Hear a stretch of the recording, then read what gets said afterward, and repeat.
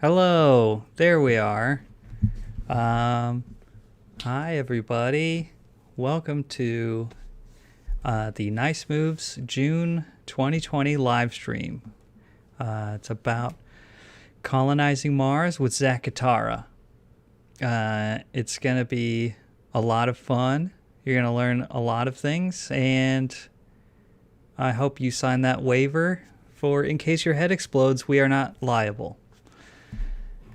Alicia, do you want to say hi? This is our Nice Moves president, Alicia Reese. Okay. Let's see. There's not much news because, this is a part where we normally talk about upcoming events and whatnot. But all events are canceled until question mark. So I think the only bit of news I have today is that 3 years ago today was the premiere of Hellivision Television Episode 1. So I just want to give a big happy birthday shout out to Hellivision Television. Yay! Alicia, do you want to give a shout out do you want to celebrate Hellivision's birthday? Hellivision, television, Hellivision, television. If you have not seen their birthday Instagram post, you should definitely go check it out. They have some great information about their birthday. So yes, I think it's Instagram.com. I don't know why I had to say that part. You all knew that.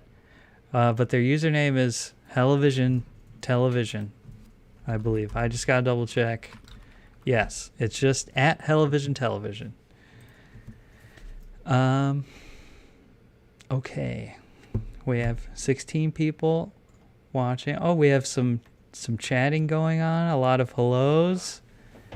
Okay, so it seems to be working.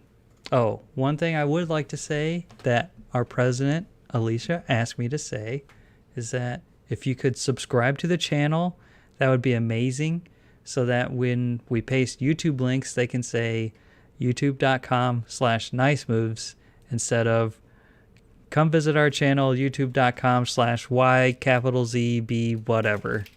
That's no fun for anybody. So let's all have more fun and subscribe to the channel. All right. I'm just trying to talk a little bit more to give a little bit more people time to jump on. Because I don't want them to miss any of your talk, Zach.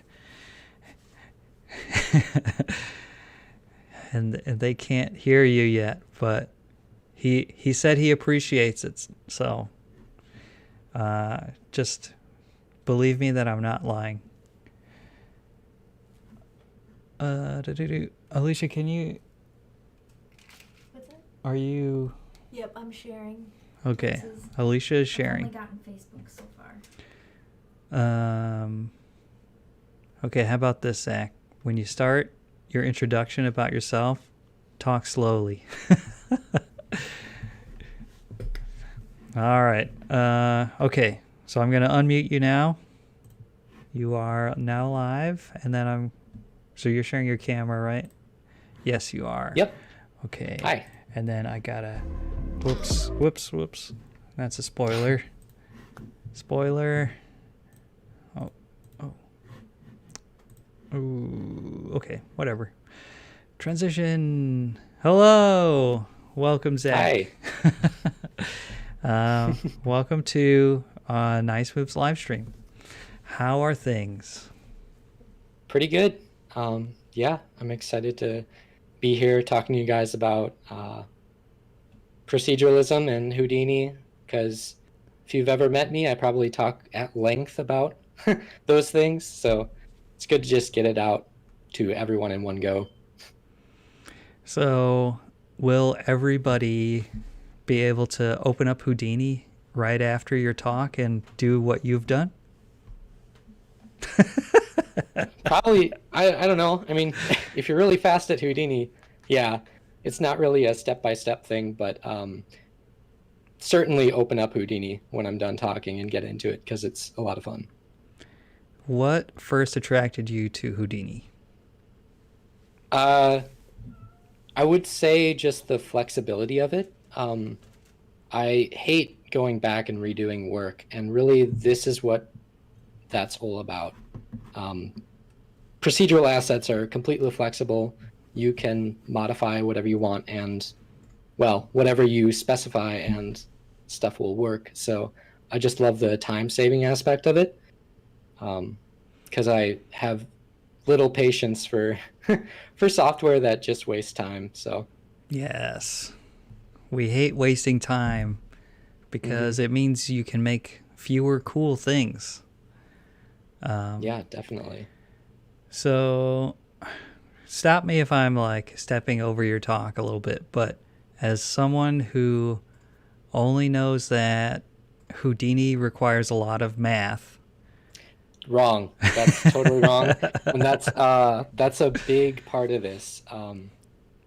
That is definitely a big part of this. Houdini is very artist friendly, I think. Once you understand how it works, it's very intuitive and user friendly. So that's kind of a common misconception that hopefully will be gone by the end of this somewhat. Awesome. That sounds great. I love friendly artists and artist friendly things. Okay, so I think we've given people enough time to jump on. So we're going to switch you over to... oops. I was adjusting the wrong volume, but here we go. We're going to switch you over to your presentation. So here we go. Great. Yep, you're good to go. Awesome. So yeah, my name is Zak Katara, and I'm happy to be presenting this in front of you. This is a project that I've been working on for a few months, really, but on and off with some gaps in between. So it wasn't one full run, but it was a fun project to work on, and I just wanted to show you guys the process of it and my general thoughts on Houdini and proceduralism and a bit of what I learned. Before I get started on that, I'd just like to go over a little bit about me. I'm a self-taught 3D generalist. I have a background in Houdini, Blender, Cinema 4D, ZBrush, Redshift, Nuke, Substance, After Effects, to name the major ones. I've got about 3 years in the Minneapolis 3D animation industry. 2 years of that we're at Fuse Animation, doing a lot of product rendering and commercial work. And for the last 9 months, I've been at Hybrid Medical Animation, doing a lot of look dev and lighting for medical visualization, and a ton of Houdini simulation work and procedural asset creation. So, Emery, on you to get the reel up.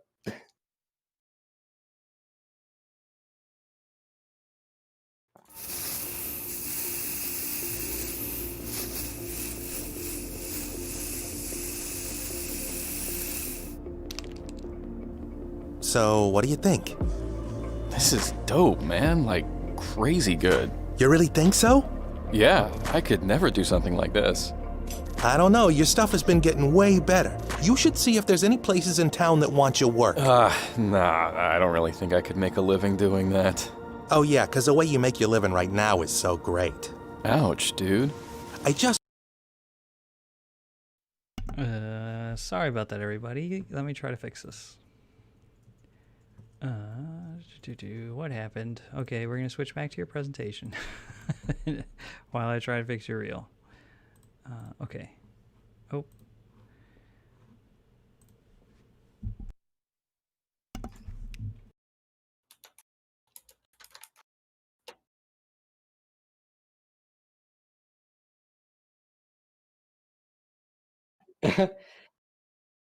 Oh yeah. So around my senior year of high school, I had applied to a college up in Minneapolis, the Minneapolis Media Institute, and it closed down right after I was about to get in.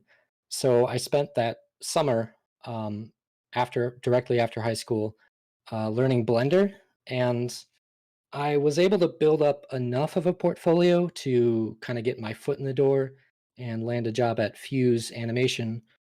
And I was there for 2 years, just building up my work, and that led me here. And that's essentially it. Yeah, just built off of YouTube videos and tutorials. Dang, that's awesome. And a lot of work.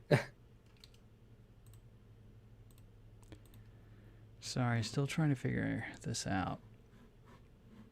Not sure. If the reel doesn't work, I don't need to show it. People can watch it on their own if they want to. Okay, hold on. I think I got it. Okay. I'm gonna mute me again and switch back to your.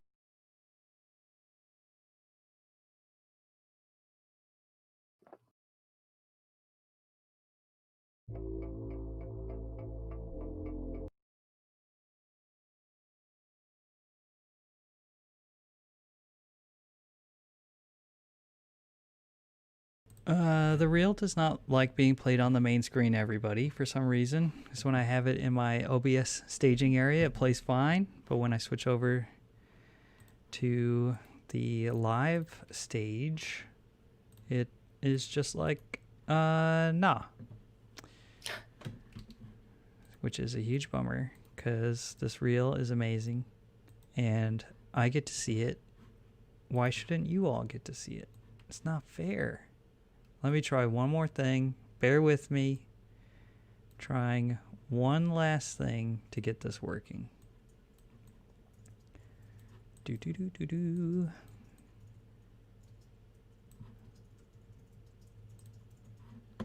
And go.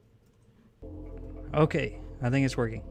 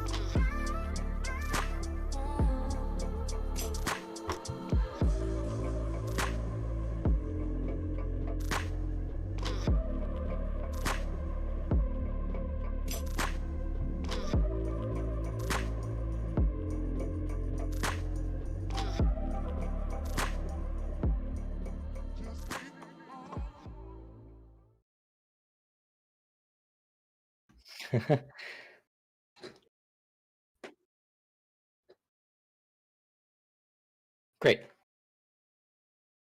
All right. Thank you for that. Glad that worked. So just to get into it, what's the goal here? What I want to accomplish for this presentation is to mainly get you thinking about proceduralism in a way that's non-intimidating. An introduction to a few simple but very powerful tools in Houdini that I put usually at the center of many of my procedural projects. the process of abstraction, which I'll get into, go over some specifics on how the habitat system itself was created and the overall process of the project. Yeah, so this was the final output I rendered out of the system in motion. I just had the frame number as a random seed value, so you get randomly generated, procedurally generated habitat for every frame. And this is just to show the variety that I was able to get out of it, and kind of overall how it turned out. Yep, that's pretty much the gist of that.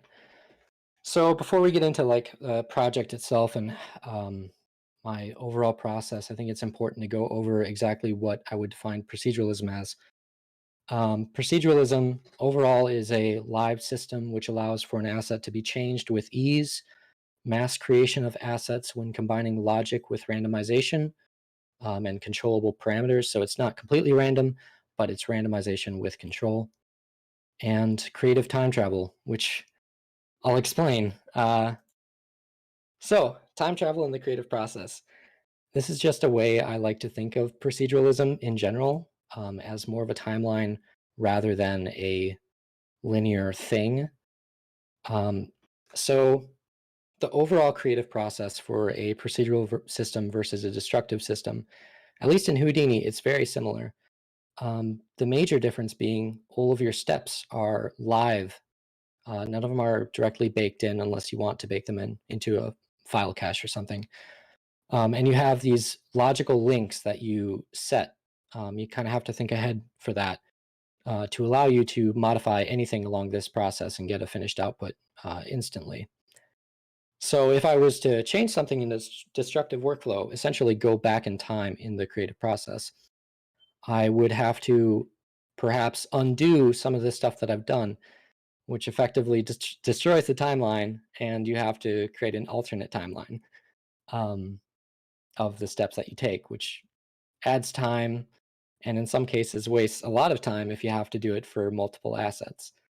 So versus a procedural workflow, where if I want to change something that affects this, and then subsequently affects the rest of it, I simply have these modifiable parameters that I previously used to connect this logic together, and I get a new finished result that had the change addressed within seconds or minutes versus hours or days. And that makes a huge difference. So that's the general reasoning behind proceduralism and its overall definition. Now I'm going to get into a bit of the very simple but effective tools that Houdini has for proceduralism specifically. The first one is for and for each loops. They basically allow you to repeat an operation for a set number of time. Whatever operation is within this little orange loop gets repeated for a specific number of times, or for every piece of geometry that has a attribute attached to it that specifies its identification, like piece 01, piece 02, piece 03. It goes over each of those. And the power behind this comes in the metadata node that you can bring in. And that node essentially has data that you can take from it that allows you to get the iteration value of how many loops have gone through, and then change what happens in this operation as the loops are going through, which allow you to create growth systems or randomization, or like hundreds of assets at the same time within one thing. And I think it's one of the most powerful features of Houdini. The next thing I am going to go over is channel references, which basically just allow you to connect one piece of user input to another. So if you had nodes, geometry nodes that controlled like the extrusion of one object, instead of having to go inside of this subnetwork here, I simply have a single centralized interface that allows me to edit what's going on in here from sliders that I can link directly to those geometry operations on the inside. And again, a very, very, very simple tool that requires no coding whatsoever to create. It's literally just drag and drop inside the interface, and suddenly you have something that's pretty powerful. And this is just one of the assets that was in the Habitat project. And finally, randomization. And the beauty of this is when you combine all these three features, channel linking and randomization and for loops, you can create systems that can create hundreds or thousands of assets based on this. So randomization in Houdini is incredibly simple, and really this amount of code is pretty much the only thing that I used in this project that was actually code related. There's really no math going on here either. It simply takes a random seed, creates a 0 to 1 float number, and fits it to these min and max values, which are specified here in this interface. So then that operation is happening within this randomized node, and that node sends out a detail attribute that connects upstream to this box node, and this box node picks that up, and you're able to randomize its features based on that. And this is just the output of that specific super simple setup to kind of show just how easy randomization can be in Houdini, especially using this method. And there are hundreds of other ways to do it too, which is another benefit of Houdini. It's extremely flexible, and there's far more than one solution to literally any problem.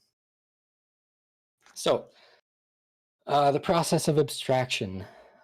This is mostly a way to think about a certain subject that you're trying to create a procedural asset from. How do I break up that subject into pieces that have rules applied to them that can then be used to recreate that object in a way that makes sense and that's not specific, which I'll get into. So there's an analogy that I really like referencing, and that's an analogy that Anastasia Opara made in one of her many talks about proceduralism. If you don't know her, she is just the master of this stuff, and I'll show an upcoming video of what she has, but this analogy is basically your brain sees this dandelion based on what it knows to be a dandelion, all the data that you see in this image. Your brain instantly recognizes it. And when you see this field of dandelions, your brain doesn't go over every single dandelion to determine what it is. It instantly reads this image as a dandelion field. And the way it can do that is through a natural process of abstracting the data. It basically breaks this dandelion down into 3 or 4 very simple sets of data. It's green, it's got yellow, circular, petals, and a stem that comes down as a line. And everything in between that little variation, that those sets of data is the variation that's allowed. So we can apply this to proceduralism with shape language. So basically, shape language is breaking down the anatomy of your subject into basic distributed shapes. And when you do that, you can analyze or just take a look at what rules those shapes follow, their distribution, how they relate to one another relatively, and try to ask yourself that question only using abstract answers, like just the general layout of this. There's a stem, there's a circle, there's petals. Those are the 3 shapes and the rules they follow. So next, of course, is what order it is created in, which is incredibly important to proceduralism because you have to know if I randomize the stem length, is the head going to follow? And of course, if you do it correctly, it is. So that's another question that you just have to ask yourself. And then finally, what variation is allowed while maintaining the identifying qualities of the subject. So basically, how flexible are these rules, and how much room do these rules have to change? Because when you look at this field of dandelions, they all follow the same set of rules. However, those rules have variation to them. They aren't strict, absolute rules. So when you're creating something procedural, I mean, without really thinking about the mathematics behind it, you can really just visualize the sort of rules that things follow, especially if you research a little bit how certain things grow, how trees grow, or how things are created. It's much easier to visualize it. And how you can describe the process without using specifics. And what I mean by specifics is when you're modeling destructively or traditionally, you are extruding a specific face or sculpting specific vertices out of an object. And when you're doing that, you're not really giving a description of the relative distribution of shapes within that object.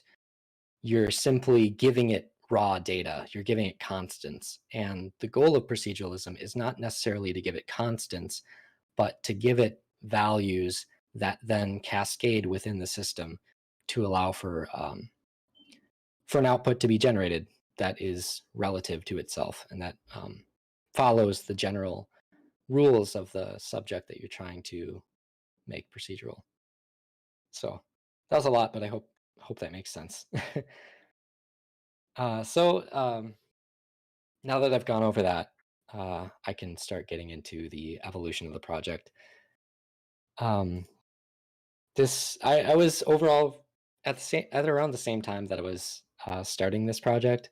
I was playing Kerbal Space Program and Astroneer quite a bit, which are both like really fun, stylized, just space adventure games.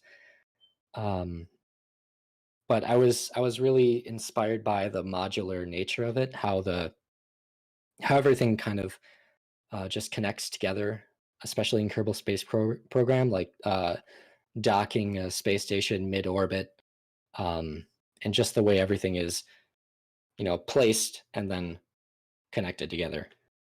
And that's overall the idea that I kind of had for this project. And also the realism of the Martian, especially for the landscape, and also some of the agricultural habitat units that you can see in the system too. I was pretty inspired by the geodesic dome that they use for the potatoes that they grow on there, and kind of the hallways that connect the main habitat to all of the modules. And this is another project I was very inspired by.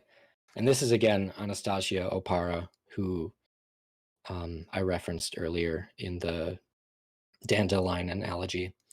But she made this procedural system that generated these lake houses. And what's really unique and awesome about this is you'd think that each of these was handcrafted by one or multiple artists, and it's executed absolutely perfectly with great stylization and just amazing level of detail, but it was all created procedurally using Houdini. And I think that the real accomplishment here is she was able to break down her idea of this lake village and these lake houses into those abstract rules that I was describing earlier, how none of them are specifically modeled, but they all work in regards to their relative values to each other. So yeah, watch more of her work if you want to really see examples of amazing proceduralism. So this was the final image that I came out with, and these were some of my two largest references, the ones that I definitely referred to the most. Just the modular nature of them again, just kind of like landing and then plugging it in, plugging these in, all the pipes that are running through, even the staircase that comes down. Because in a way, it does, I mean, it's realistic and it's an actual photo, but it does feel, this one above anyway, it does kind of feel stylized in its shape language and the nature that it's constructed in. So I certainly drew a lot from that, especially from these circular modules with a lot going on. This was some of my, actually the earliest project file that I could find. I had to dig a little bit, but this was like the first weekend of this project, and initially I didn't even have in mind a space habitat. I just wanted to do some landscape work in Houdini and get used to the Houdini height field system, which is awesome, by the way. But after playing those two games, Kerbal Space Program and Astroneer, I was like, you know what? I kind of want to put some people on it. So I started doing that. Just again, this was like the first day at work, so it looks pretty crappy as far as the models go. But initially, I did have the idea in mind that I wanted all of it to be procedural. And then I decided to take it to the moon and ground it a little bit in reality versus doing it on just some random brightly colored alien world. And then there was this other project I was working on around the same time, this procedural tree generator.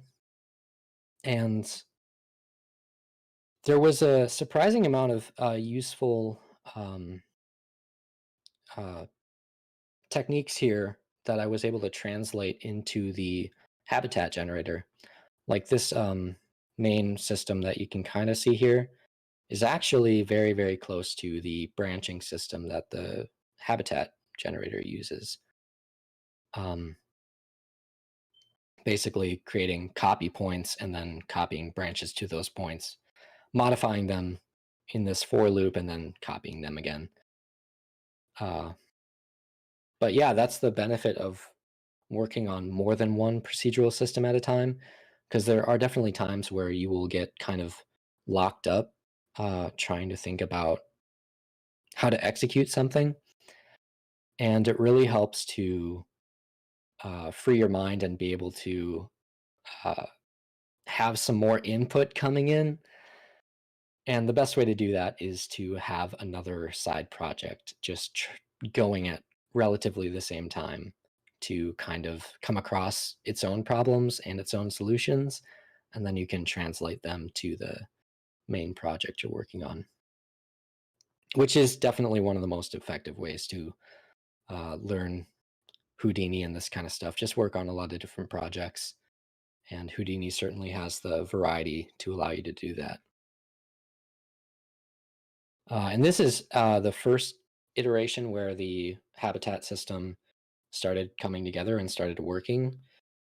I had made the procedural stair system too, which wasn't a huge deal, but I also got the main concept of the branching modules going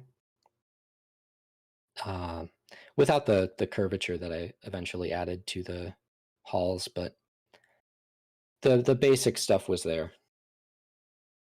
And this is the first version of it where I implemented a color picking system that was kind of fun to do. So basically I had it randomize the primary color, the hue, saturation, and values of the primary color, and then pick a secondary and tertiary color based on a randomly selected color harmony rule from a list of like complementary, split complementary, analogous, tetradic, triadic, rules like that. There might have been one or two more, but the output I like to think of as like ice cream modules. It just ended up being a total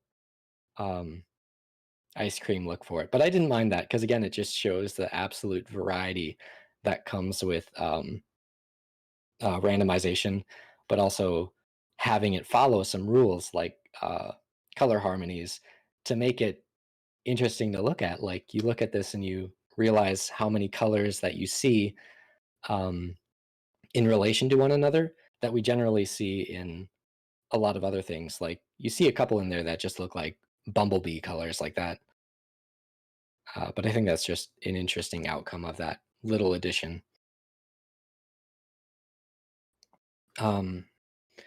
This was at the point where I decided to go to Mars instead of the moon.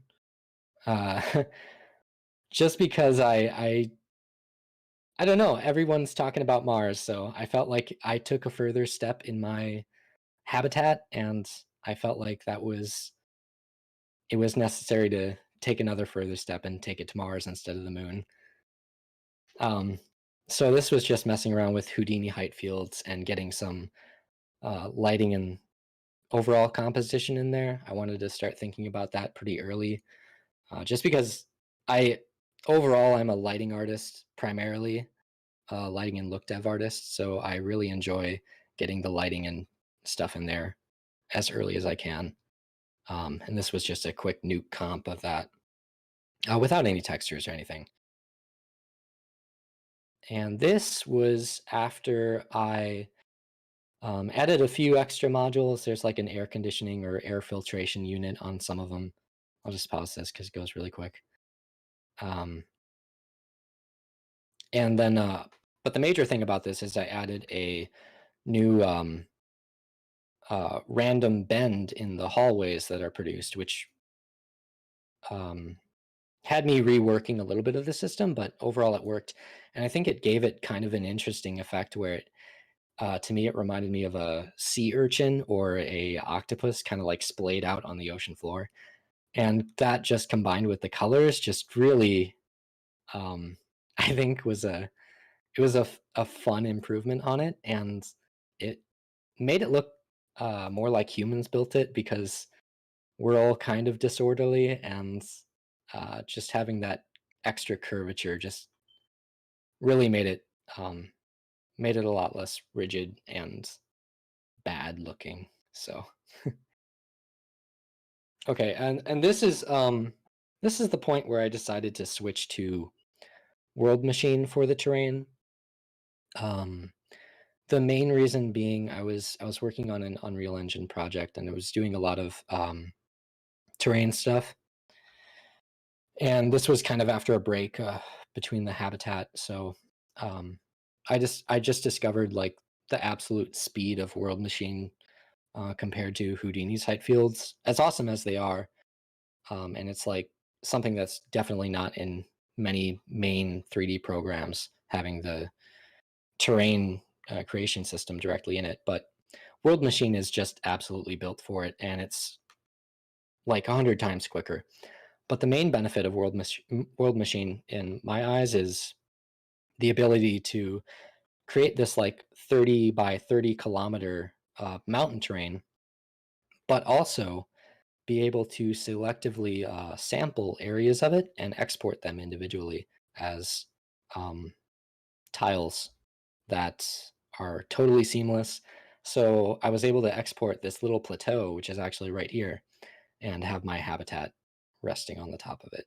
And this is the final mountain terrain that you can see in the background, and that's just sampled from this square area up here in the corner. So that's just a huge benefit of World Machine. And I discovered that if you're exporting World Machine files to Unreal Engine, you're able to export the whole thing as several tiled meshes to allow you to get to like a 50-kilometer terrain that has detail up to like the 1 meter to 1 pixel, which is just insane.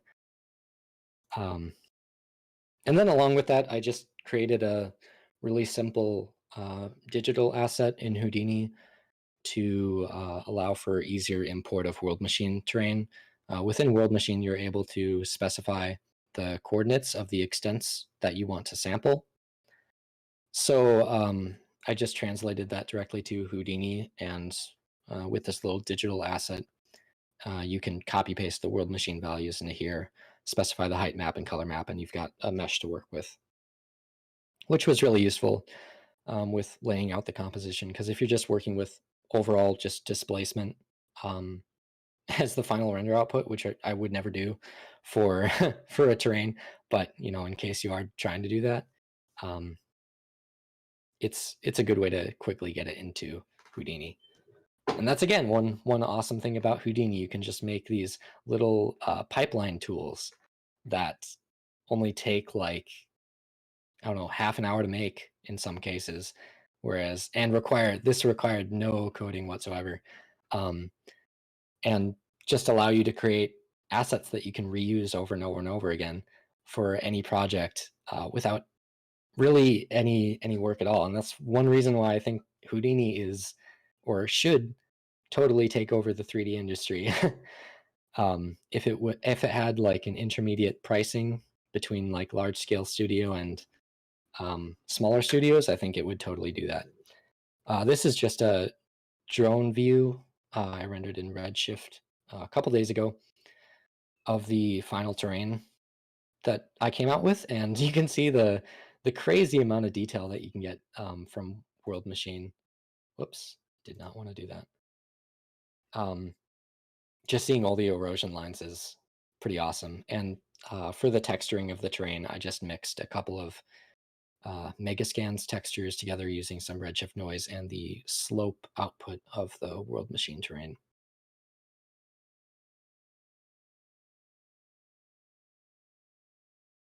Oh, totally. Okay, sure. Yeah, so apparently the compression is a little bad, but I'll stop it when it gets to a good point.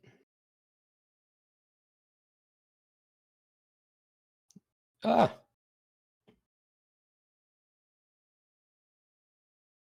I know. It goes by so fast. Okay.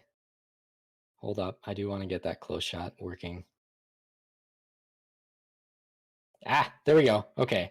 So yeah, and then some boulders that were also procedurally scattered, also utilizing the World Machine slope maps and some of the flow maps that you get out of it. So I was happy with that. And again, that was pretty much the end of the project. Well, not totally the end. I actually still want to do some stuff on it. I was working up on it until as early as yesterday. So, but I'm pretty happy with where I got to it. I added some more procedural windmills and some lights, all with their individual controls, and some agriculture modules. So now I'm going to get into a little bit about how I specifically made this system, using some simplified examples. So overall, I think the most important thing when you're working with this kind of complex asset, where every single thing is procedural, you're going to have hundreds of nodes, if not a few thousand. And so network organization is extremely useful. So I just used network boxes to kind of organize my geometry operations, green boxes for kind of the overall operation that may contain some more specific blue geometry operations within it. Subnetworks for individual objects, that's really important. Each of the habitat modules that gets copied and attached to the system has its own subnetwork with its own interface with all of the controls exposed at the top level. And then wire dots in between all those to avoid some crazy traffic of wires coming through. I was at a point where if I wanted to move anything within this little bit here, there were so many wires coming through it that it would try to automatically connect the wires together, and it would just freak out. It wasn't great. And then the main loop, which is the main system that was responsible for copying each of the modules to the next one. It was essentially just the growth system. So the basics of it is each module has a point on it that is the target for the next module to spawn to. It essentially just has a spawn to point. And for each, I have two for loops, one inside the other. One of them is running over the overall iterations, which are like, if you were to onion skin it, sort of, it would be every growth of the system. It's just running over every ring of it. And then for every, for each iteration, and then for each of the spawn points that were specified, a module is randomly selected from a list of modules and copied into the system. And all of its creation and other geometry operations is dictated by this master randomization node in the second for loop, which creates a totally unique identifying number and uses that as the seed value for randomization. And all the parameters are in to control that randomization too. And then the modules, in the same example that I showed you earlier, are able to pick up the detail attribute that is exported from here, and their geometry is created based on those details that it feeds into the modules. And the only code that was used here is that rand seed operation and then fitting that to a min and max value. That is literally the only code that was used here. And then the rest of it is all channel references. So as long as you understand for loops and you understand what can be connected to what, you can make something like this pretty easily. So yeah, that's pretty much it. And this isn't the actual loop. It's just a very simplified version. This is the actual one, which has a lot more going on. But if I were to go back inside it and clean it up, it would probably be a lot closer to the one I just showed you. But I didn't want to break anything, so I didn't really touch it that much more than I had to. Detecting intersections. That was another huge part. And this is basically the same loop that I just showed you earlier, but it has this little addition here. And this addition basically preemptively copies a point cloud representing the bounding box dimensions of the module that this system selected. And then it copies it to the same exact spawn point that the actual module would have been spawned to. And this point cloud is then used in this group node to be, each point is checked against the previous iterations or the previous geometry that's already been created by the system. And whatever geometry, whatever points are intersecting with this geometry, they are inserted into that group. So if there are any groups inside this geometry, if any group comes as a result of it, this node sends out a detail attribute that is an integer that controls this switch node. If there's an intersection that's found, or if there's a point in this group, the detail attribute activates, and this switch node switches to 1, which is just a null, which brings in nothing and copies no geometry. If there are no intersections found, this is left at 0, and the module is allowed to copy through, and nothing is done with this. And that's basically just how intersection detection worked within this system, and it worked overall pretty well. There are a few cases where it doesn't work, but you know. And finally, centralizing all the controls into one network or one user interface that's super easy to read and artist friendly for anyone that touches this asset. So first of all, I put the entire system into a single subnetwork. And then you are able to edit the parameter interface using this icon. And you can literally drag and drop all the exposed parameters within any node in this system, drag and drop them into the control list, and then you can group those nodes using folders to create tabs or collapsible menus or simple outliners. It's incredibly intuitive, and it takes like 5 minutes to do. It's just fantastic, and I don't really know of many other programs that can do that. Cinema 4D has a pretty good system for that. Yeah, and with that, that's overall pretty much it. Yeah, I hope what I explained made sense. There were probably a few rough patches, but I guess we can ask some questions, Emery, and switch over.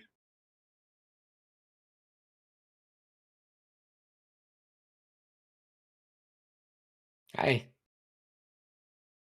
Glad it was. I was nervous.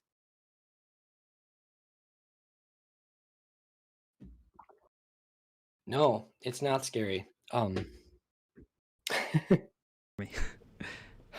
Welcome back. Okay. I was saying before, when none of you could hear me, is that Houdini no longer seems scary. not scary.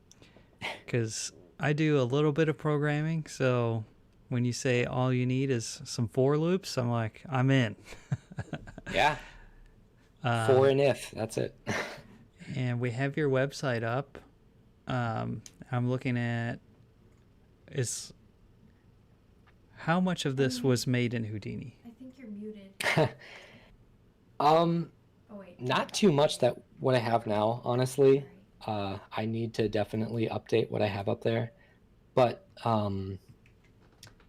the dendrite there, that was made with it, and the kind of egg one that you see, that was also made with Houdini.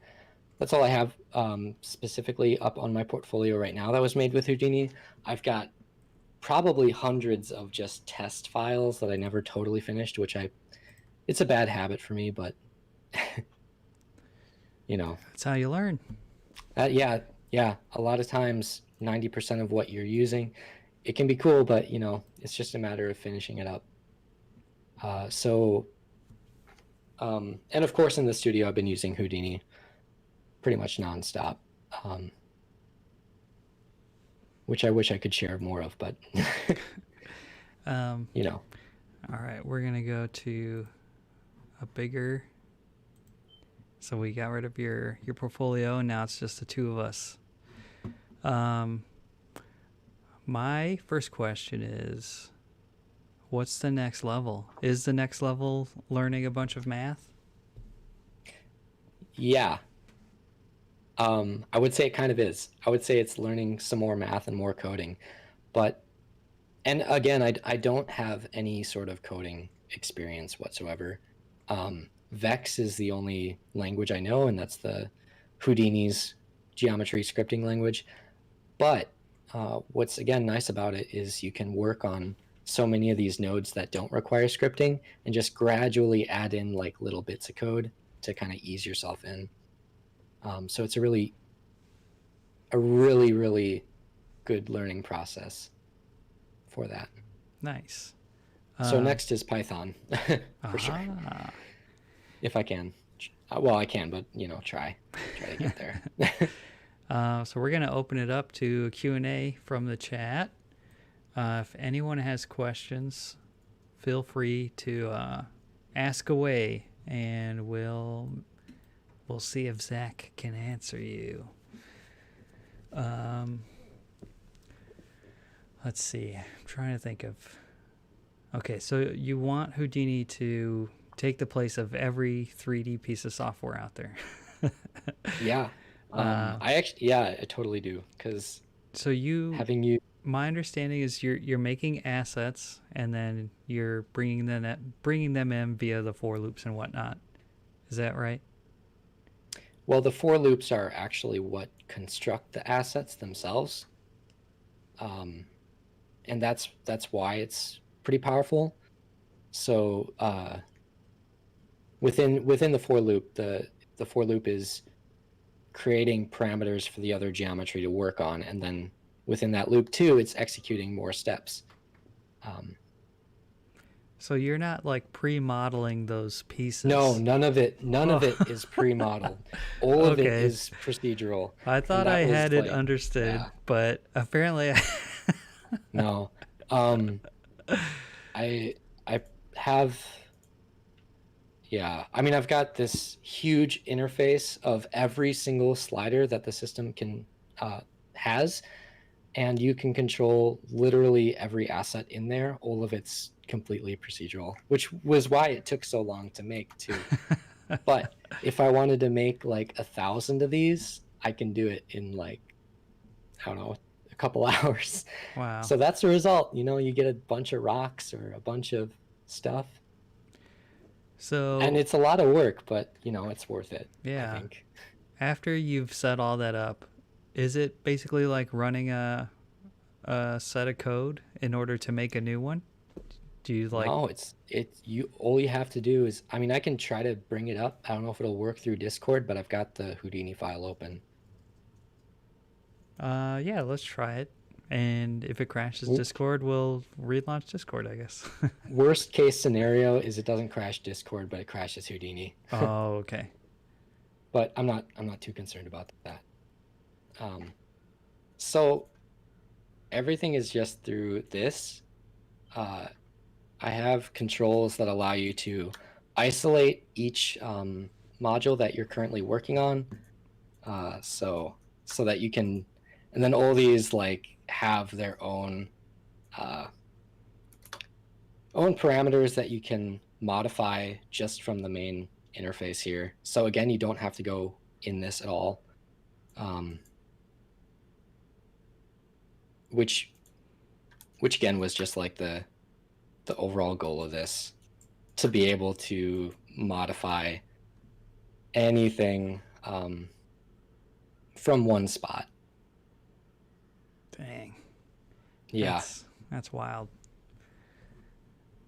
Okay. Yeah, but you know. so Houdini is scary again, everyone. It's not scary. Don't worry about it.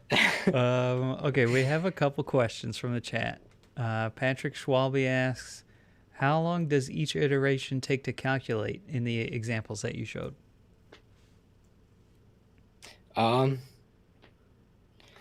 It takes about a minute, maybe.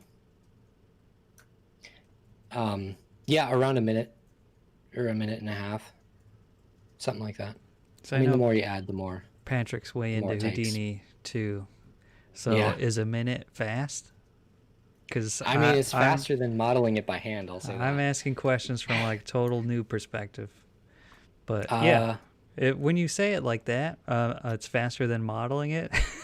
Yeah, a minute's pretty dang fast. That's my only argument. It's way faster than trying to model it. Even if you already have all the modules that you want to like position, it's faster than just positioning them too. Yeah. We have a question from Shannon Gilly. Any favorite learning resources for procedural novices? Entagma. Look at Entagma. I'll type it out in the chat. Okay, good. That is the number one. And Anastasia Opara as well. Just look up those two and you'll have a really good start, especially with Entagma. Entagma is going to teach you mostly about Vex, but also just a lot of really interesting stuff in Houdini. And it's not necessarily the kind of proceduralism that's happening here. Well, I mean, that's not totally true, but it's a definitely good way to learn it. Because the thing about Houdini is everything can be used to like you can learn one part of Houdini and that can be applied to any other part of Houdini too. Like how I was able to create this system based off of a system that generates trees. It was just like something that could directly be pulled from it. So I think you get more out of learning Houdini because there's a lot that you can apply to every part of it. That's really cool. So it's not like After Effects where if you learn shape No. layers, it works completely differently than solid layers. It's like everything follows a similar logic. Yeah, because I mean, in Houdini, you're not necessarily using predefined tools. Well, you are using predefined tools, but you're also making your own tools, which I think is different from a lot of 3D programs where they have tools that are there for you and you use them to create like this asset that is just, you know, done with absolute data that's baked in. But with Houdini, you're using tools to create tools, which is essentially what this is. It's just a tool for creating something. Alicia Reese asks, did you light your background to match Nice Moves? Because you have some Somewhat. pink and some blue going on. Oh, yeah. Oh, actually, no, I just love those colors. Nice moves is Yeah, Red and I blue, like, red and blue. red and blue. Yeah. If you look at my work, that's a huge portion of my color palette. So in your portfolio, you do have some 2D stuff. Yeah, I'm not super good at 2D stuff, but I like to do some Photoshop painting once in a while because I think it's really good to get away from 3D when you can, because it can be a headache. And it's especially when you're working in Houdini on some procedural assets and you're like banging your head against a wall. It's really good just to go in Photoshop and just paint No something rules. because no rules. It doesn't matter. Like I do a lot of just abstract stuff sometimes and it always turns out looking like crap, but at least I can play with colors. That's what I like to do. Yeah, you have some really nice landscape paintings here. And thanks. do you find that doing this kind of thing informs any of your like lighting and colors that you use at work? It completely informs it. I mean, they kind of inform each other, but color is definitely my favorite part of what I do every day. Lighting stuff and just figuring out all that. But they do really inform each other. Yeah. That's cool. So my next question is about VizDev because I don't know much about 3D and I only understand VizDev from like the 2D character design side, but I know that there is a ton that goes into it as far as like environmental lighting and colors and stuff. Can you talk about that a little bit? I think it's in some ways it's incredibly easy. I work with Redshift and it's not necessarily easy, but it's nice because you just place lights in the scene and work on the materials and textures from there. And overall I don't know. I mean, it's more like photography than I would say like anything else. It's closer to that. So do you like to start with the lighting and then figure out your materials? I always start with the lighting. A lot of times I just start on blank white materials, only with diffuse. They have no like reflection or anything, and I just get my lights in first. Because I think beyond what you do with materials, lighting is the first thing you should ever worry about as far as when you get to that stage of look development. Yeah.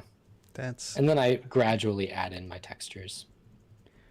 That's really cool because Yeah. I think most people think about it the other way of starting with your model and your texture and trying to get all these like little details, and then you see their render and it's like Yeah, I mean that's kind of it comes with the issue of your colors end up like clashing together and you get it gets muddy and it gets kind of disconnected if you're working on assets before you bring them into the scene together. I think before you do any texturing whatsoever, you need to at least understand what your environment is. And to do that, just light it, just get in there. So we have a couple more questions that came in. Mike Madison Horse asks, any idea on your next procedural project? I've been thinking about doing satellites. I don't know. I do want to do some more sci-fi stuff. I like that. Man, you're going to build a whole future Mars, aren't you? I know. Definitely. I have been starting to think of turning this into maybe like a little short film, but I've never done a short film, so that's kind of intimidating, but yeah, that's a whole other thing. Yeah, there are a few there are a few I have in mind, I guess. City generation system that I started on about a year ago when I started learning Houdini, at least the procedural side of it. It sounds more impressive than it actually is at this point. But I want to do something more with that, I guess. Because that's one of those things that I tested out and didn't totally finish up. Sweet. Do you think you'll go for like this same aesthetic of the Mars habitats? So it feels like one world. Gosh, I don't know. So it feels like what?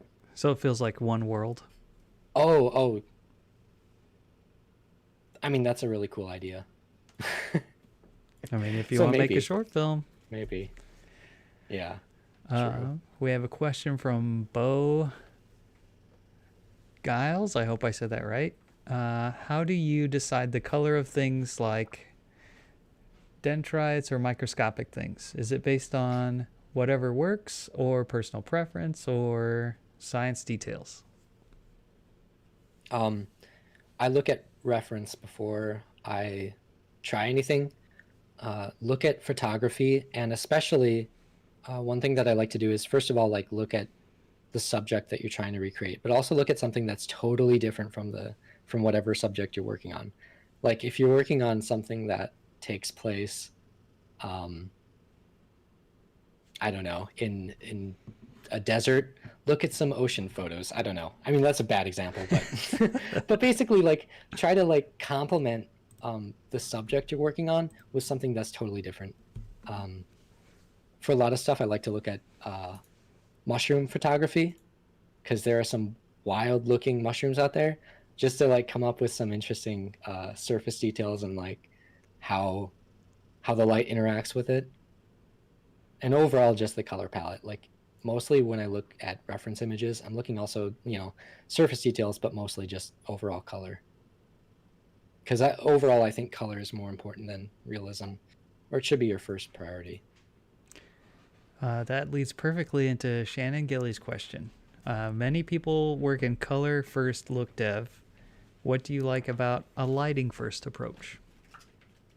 It gives you the overall mood the quickest.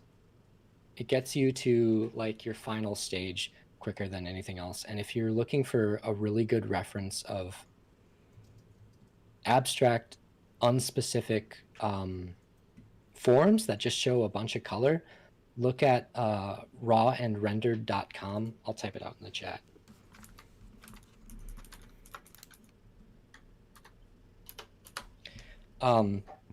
But that site, rawandrendered.com, he's a 3D artist that does a lot of lighting on abstract things, but he has a really good sense of color. And I think that kind of shows an approach where you don't necessarily have specific models in mind that aren't necessarily grounded, but you've got so much going for it color-wise and mood-wise. It really carries it a long way. I think we're going to take one more question if anyone has one. While we wait for that to come in, I'm trying to come up with one. So let's see. Oh, earlier someone asked, what's the difference between the free Houdini and the more expensive one? Do you know? The absolutely free Houdini, the apprentice version, I think. That one, I believe you're limited in output resolution, and you can't have third-party renderers like Redshift within Houdini. I would really suggest the indie version. It's only $300 a year, something like that. And I mean, that's really nothing compared to prices like Cinema 4D or Maya, where they sell it for like $4,000 a year or something. It's the most bang for your buck out of any 3D software that exists, except for Blender, which is totally free. Can't be free. Which I would say Blender and Houdini are the ones that should be taking over the 3D world completely. I am dipping my toes into Blender. Well, maybe another 36 years before I get to Houdini. Who knows? Yeah. I mean, Blender's great. I love everything about Blender. I thought of one last question. Can you animate in Houdini? Yes. Animation in Houdini is very, very nice. It's great. And you can actually procedurally animate things in Houdini if you want to. You can keyframe, or you can create chops, I think it's called, or something like that, which is like, I don't know, everything in Houdini is like sops or chops or vops or rops, something like that. But they all stand for something that makes sense. I forget what the one for animation is. I haven't dipped into it too much, but yes, you can animate in Houdini, and animation in Houdini is awesome. Nice. Well, it looks like we don't have any more questions in the chat, so I think we're just going to say thank you very much, Zach. That was an amazing presentation about something that I knew very little about. And hopefully some people in the chat learned a thing or two as well, because we're getting a lot of great presentations, thank yous. And so, yeah, we just want to thank you again for doing this with us. Yeah, no problem. It was fun. And I'm glad that it turned out well. It turned out awesomely. So we're just going to wave goodbye, and we're going to stop the stream. Thank you, All right. everyone, for See ya. watching. Bye.